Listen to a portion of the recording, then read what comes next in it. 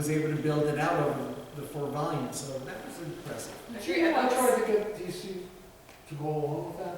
No. To do that? No. Yeah, I was pissed. Took IDW to finally do it. That's the one I've got that he signed for me too. Because that's when I think that's, I don't know if it's when I met him, but that's the time I remember talking with him because I was picking up the first hardcover of that, you know, and it was like really into the idea of the story, and it is a great collected story. So thanks, Bob, for that. Sure.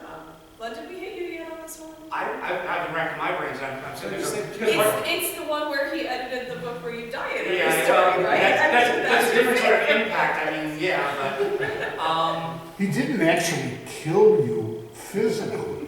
no, just dropped a piano on my head. Oh, Like, come on, you know what they say, kill your darlings. Yeah, I was doing it beloved, folks. I literally said that earlier today. The thing, part of me is going through it because Peter was he was the Lou Gehrig of comics. What was it, 1,400 comics? Good Lord, you're asking me like I know. I know. But just 1,400 comics. A lot of comics. Over 100 novels. You just go through everything. You counted And amazingly, I mean, the other thing that made me with Peter was that he just kept pulling, he just had this sort of mind where he would take disparate things and just go and put them together in ways, or just, roll out applications that, hey, here's a standing platform here, connect this sort of thing over here. But oddly, I was going to say his But I Digress columns. A lot of the columns that he did, because he was showing partially, what it was like being in the industry or some of the other things that were going on in the background, but also how his mind worked, but also trying to pass on whatever advice he could, whatever observations he put along the way. And you didn't always agree with this stuff, but at least you could sit there and say, okay, this is a defensible argument, and this is helpful. I still, some of his particular bits about breaking into comics way back when, or just certain things, he still came up with the most useful thing that I've ever heard as far as breaking into comics goes, which is, it doesn't matter how good or everything, your stuff is, your primary job is to be useful to an editor. Whatever that is, and that could be handing in a great story, or it could be you can hand in a story by Tuesday. Like both of the things along those lines go, oh, and basically turning it into this is a business. You still have to knock the editor out, but most important, you have to keep that, since he's your primary purchaser, you've got to impress him. And just all the other things that he would throw in those columns, any number of useless ideas, any number of, here's what's going on over here, here's what's this useless idea that I have this great idea, I can't do anything with it, or go ahead and play with it. All that stuff in this column, you just sit down and say, wow, he's doing all this, again, while writing 4 or 5 books a month and everything else he was doing. Yeah, no, thank you for mentioning that, because those were really interesting, and they were a different kind of writing, because they weren't just the fiction or the things but it was the craft and the experience and everything. Right. So that was really enjoyable to read. Book on how to write comics is still one of the best on the subject. Yeah.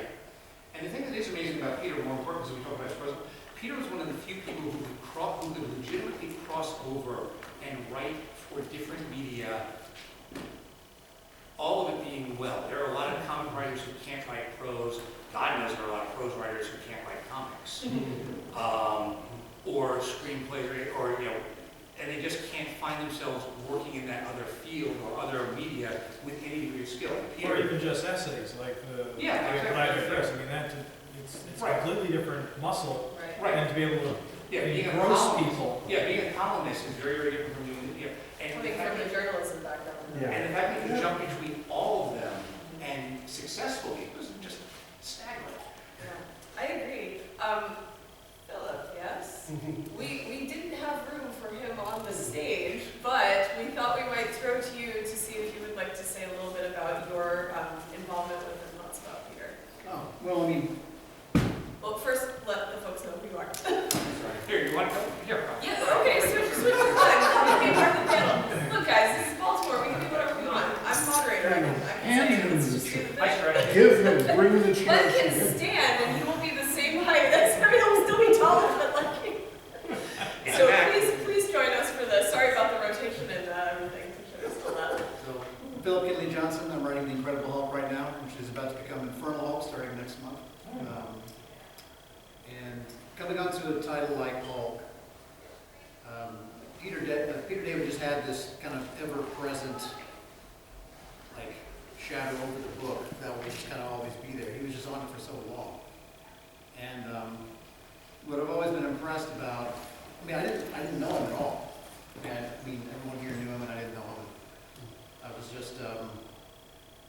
I knew my reputation, I knew a lot of his work, I grew up, I mean, the books that I learned to read comics from were old, even when I got them, most of them. And I had some books of his in there. And what always impressed me about his Hulk run was that he was taking such ludicrously large swings, even when he was already on the book. It's not like he came onto the book and he was like, I've got this crazy idea, it's going to change everything. When he came on, he was already doing the book and he did that. He was like, here's what I've been doing, and now we're going to make the Joe Fixit thing, or we're going to do the Meister or whatever. Like he would just take these, he was doing everything that would just completely, you know, alter the entire direction of the book at that moment, but also everything that would come later. You know, it's just such a massive footprint on the book that is still there. You know? So even now, it's impossible to write Hulk ever and not still be, you know, playing with toys that Peter built during his long run. That's one of my regrets, professional regrets. I don't know why. We're working on Aquaman. I think it was exclusive to DC for a certain amount of it, but I grew up on the Hulk. Herb Trimpe drawing the Hulk and all that, and it just never occurred to me to say, hey, can you squeeze me in for an issue of the Hulk? Because I never got to draw the Hulk in his book. It was my favorite character. It still is my favorite character. Okay. So it was talk to this guy. There you go. Talk to this guy. So speaking of thinking of taking those opportunities, here we are. So, unless you've got a really good question, I want to hear some of his war stories about That was actually perfect timing, because I was going to say, we're just here to appreciate Peter. I think we've all given some of the meaningful things that have gone on. So now I just want to let you guys loose to tell me anything, tell us anything else that is just some fun stuff about Peter. So let's start with Ron. All right, I'll try to keep this quick. So, I can't tell the absolute best version of this story because we have a child. You can give him permission. I know the story's going to tell, and it's just the best. So the first meeting for Marvel vs. DC was at Mark Grunwald's apartment in New York, up on 110th Street, something like that. Because they didn't want us. It was myself, Mike Carlin from DC, Mark Grunwald from Marvel, and Peter. They didn't want us meeting in either office because they didn't want. Well, what the hell are those guys doing together? This was like pre-social media, but still, loose lips, six ships, and torpedo publishers. So we met at Mark's apartment, then went to, and Peter was like an hour late, right? And you could, editors are notoriously timely. So you show up to a meeting an hour late, things were already a little weird. And, but we sat down, we kicked around ideas. Peter came up with the idea of the two brothers that represented each universe, that were these godlike beings.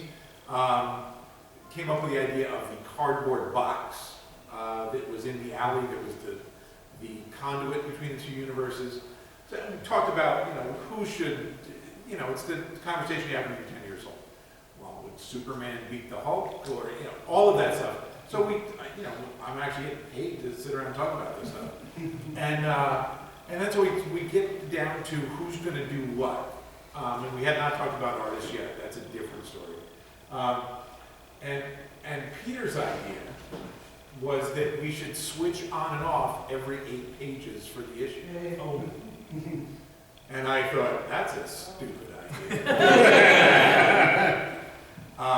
Because again, Peter and I are very different writers. We approach the story differently. But I was like, all right, well, let's see how that goes.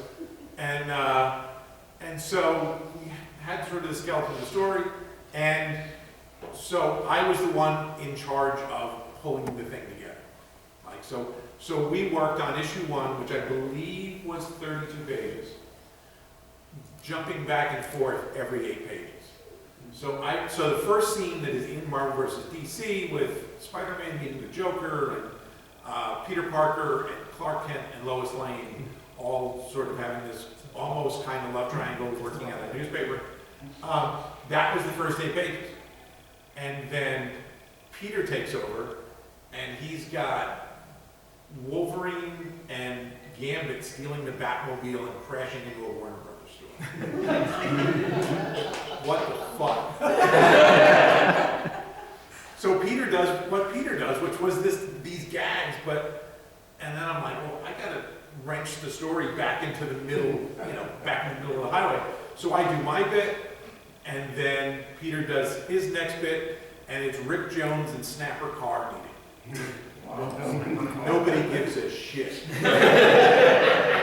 But Peter had some gags he wanted to do with Rick Jones and Snapper Carr, so that's what we got. So, and then I wound up the last 8 pages of it, and over the weekend, pulled the whole thing together and went, oh man, this sucks. And it did. So I pulled it together, kind of stitched it, Frankensteined it together. And Monday morning, I sent it in to Mike Carlin at DC, which was editing and publishing the first issue. And I believe this was still the days of faxes. So I had to fax the story into page by page into DC. And I sent a cover letter that said, I don't know if this works. I'm not sure that it does. If this is what you want, okay, I'll shut my mouth and be a good soldier and we'll just continue doing it this way. But if not, we should talk. And so I sent it in, and about half an hour later, the phone rings. And I pick it up, and it's Mike Carlin. And he doesn't say hi. He doesn't say, how you doing? He doesn't say, good morning. He says, what is this shit? And I said, right? And he goes, yeah, this doesn't work. Like, you write issue 1, Peter writes issue 2, you write issue 3, and Peter writes issue 4. That's how it's got to go.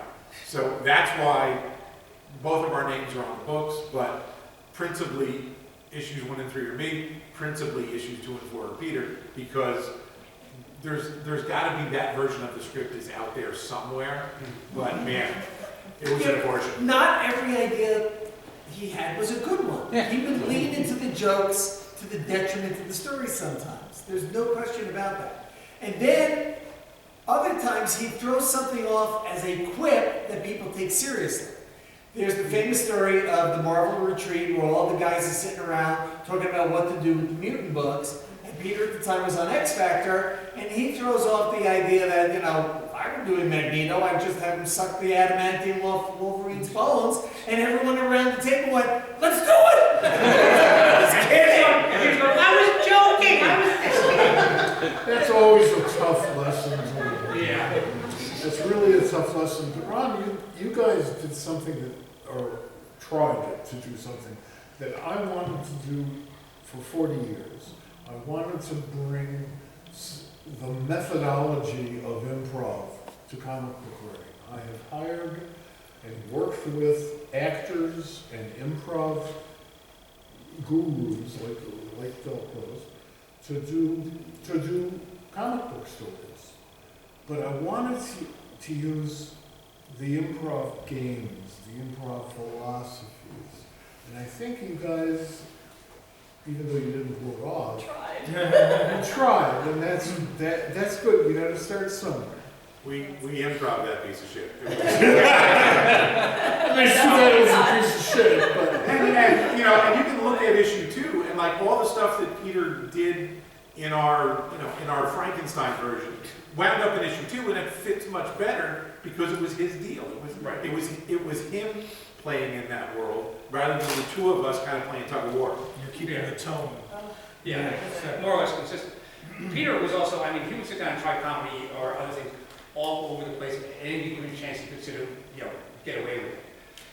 Back in, I'm going to say this was 86, 87, he had arranged with a store on Long Island called Flashpoint.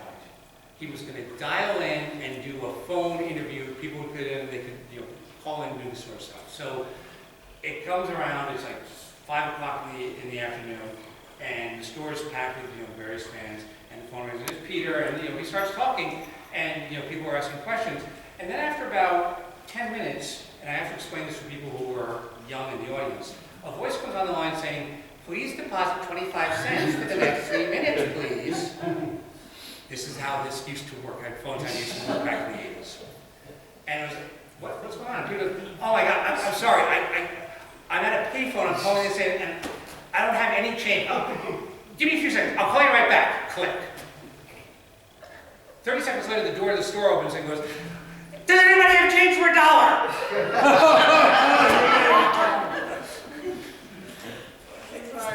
Now, Steve, since you bought his prose stuff, did he have any of these off-the-wall ideas when he was pitching novels with you? Well, for me, a lot of it was, I was leaning into his strengths with specific characters. So I hired him to do a Hulk novel, I hired him to do Spider-Man. I actually gave up something for Peter that I don't think he ever completely realized, but we went, they were filming the first Spider-Man movie at Rockefeller Center. And Peter and Kathleen and I went there, and they were gonna let us go upstairs to where they were filming on a rooftop. And, but they couldn't take all of us, and so I actually stayed downstairs and sent the writer up. So Peter got to go up and meet Toby and Kristen and all of that. But I will admit, I was mostly working with him on things that I wanted his voice to come across to a non-comic book audience, to a movie audience. And so that's really, because like, I think one book I really wish I would have published was Nightlife. Because I loved Nightlife, Yeah. which as I recall was, what if King Arthur came back and ran for mayor of New York? Yes. And it was just such a delight to read. And so I think I think when he could really lean into a really wild concept with a tongue-in-cheek way, that's what I would have looked for. Did you pick him for the Centauri books for the Babylon 5? That's true. I did pick him to do the 3 Centauri books for Babylon 5 because I thought that if anybody was going to have that voice, it was going to be Peter David. Yeah. We're technically over time, but like, I don't know that they're gonna kick us out, so we can keep going. Show things in 10 minutes. So that's what I'm saying, we can go until the end because there's no more panels, so if anyone has another Well, story. the last thing I want to talk about is our great unrealized project. Oh, okay, all right. Called me for. They will cut the power off at 7, just saying. Okay. We got lights. Killjoy Ruth. Well, then I won't tell the story. No. It's a simple. He got it into his head. He wanted to do a parody of Dr. Seuss. And I could do some I was gonna side. say, Glenn has to hide and go through some. He talked to you about this? Okay, No. we'll talk about that later. You're talking about Cat in the Hat, right? Well, it was several things. Oh, yeah. The one thing that would never see print was green eggs and crack. And he had, I can't remember what we called the cat in the hat, but it was the guy in the hat. The Cat in the Hat, yes. He had a catcher's mask. I had room with a catcher's mask on, this weird hat, and crazy eyes. And it looked like he was going to molest the kids when he came in. Jim, did you hear the audio version of that? Because he actually did this. They did this a few years ago as a puppet show at Dragon Con. Oh, they did? And Maurice Marsh was doing the voiceover, doing the narration of all this. I did all these You illustrations. can find this on YouTube. You can I find did this all on these YouTube. illustrations, Blade the type in, his weird prose. Oh my And then goodness. basically found out that the Seuss family is litigious. Did you know It's just like, I've heard that. So. I'll fill you in later on his long Yeah, history of knowledge about that. The widow has made some nasty moves. I didn't know who he ran the idea by at that point. He just said it At died this, in the point, vine. at this point, it may, well, having spent numerous years costing the Seuss estate a whole lot of money. Anyway, well, I mean, it sounds like it's good that it was only done as a puppet show at Dragon Con, because otherwise Peter probably would have been miserable with all the lawsuits. You know, you are all sworn to secrecy. Nobody talks Don't tell. about this outside of Never this. happened. Because I want to watch this before it's taken off. Don't tell. You know, he remained a fan at heart. He still did. I mean, he adored co-hosting the Masquerade at Dragon Con with George Perez. Yeah. And he loved being at cons, sitting behind the table, swapping stories with people. Even after he started writing the Hulk and Star Trek, He wrote a couple of parodies for conventions here in Maryland because they were in his system. And for over 20 years, he, Michael J. Friedman, and I would do our version of Mystery Science Theater like when he was on Star Trek episodes. Which is appreciated by the audience. And the highlight had to have been late in our run. He calls me and Mike and he goes, I got something, but it's not Star Trek, but we got to do it. And he sends us a 1964 black and white pilot for a TV show that, had it gone to series, would have changed pop culture in dramatic ways. It was a failed pilot for Alexander the Great, starring William Shatner as Alexander, Oh my God. and Adam West as his best friend. So imagine had that gone to series in 1964. Yeah. That is ridiculous and amazing. But we had so much fun. Are those available on YouTube? The pilot is Mystery Trekkie Now. Okay, all right. So, because I do want to see if people can take a minute if they want to sign the book. It'll also be booth 116 if you want to get it after. Okay, great. But I just want to give people the opportunity while we're here appreciating Peter. So I think we'll end on that amazing story and the fact that you can go look to YouTube for the.